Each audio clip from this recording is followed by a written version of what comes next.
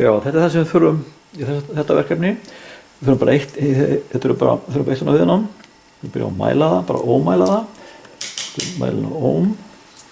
Og vírarnir eru tengdir hérna í common og svo volt og ohm tengið. Svo tengjum við bara klemmutar sikkurum megin á viðnámið. Það er lagi að halda öðrum megin, helst ekki beggja megin, þetta er ruglað fyrir gegnum ykkur en öðrum megin er lagi að halda. Og hérna sjáum við, hérna lesum við að þessu, þetta er að vera 470 ohm.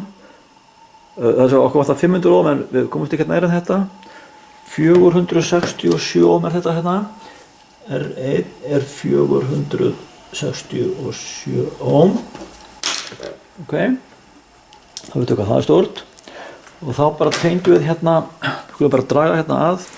Þetta brettið þannig að hérna, þessi mínus hér, bláa, er öll þessi lína hér og rauða er hér og eins hérna. Við ætlum að hafa plúsin hérna í plúslínuna hér þess að hérna. Þá er hún hér og setja núlið hérna í þessa bláu hérna, mínusin svona. Og tengjum við hérna á milli. Hver hérna 5 línu þessar leiðir, hverju 5 tengipunktar leiða saman. Saman, ekki svona hægri vinstri, bara hérna þessi áttina hérna.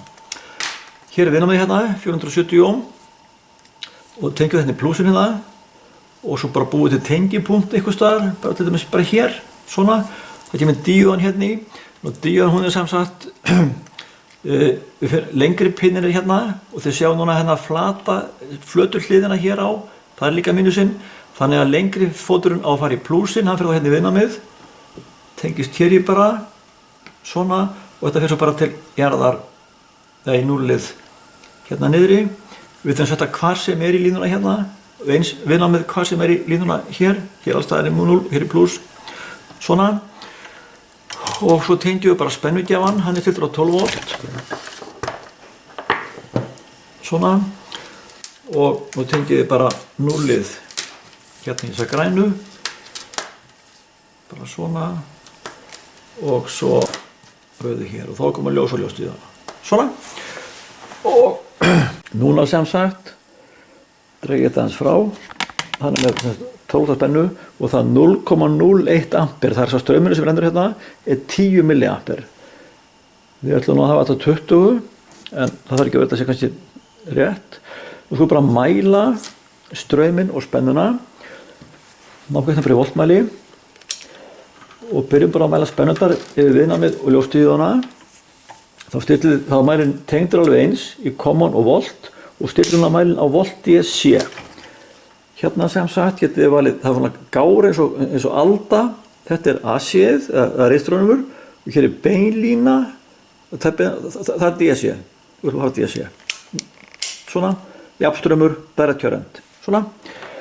Og nú bara klemmi ég hérna yfir ljóstíðuna.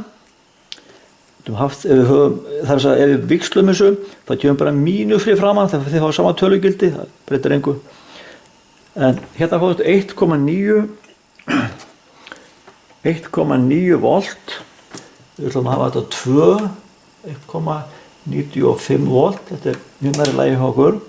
Viðnámið er aðeins minna, það er 470 ohm staðar 500. Við viðnámið hérna, þá mælum við 10,1 hérna, 10,1, bara hringutanum með það sem erum að mæla, ok? Og nú ætlum við að mæla strauminn í rás.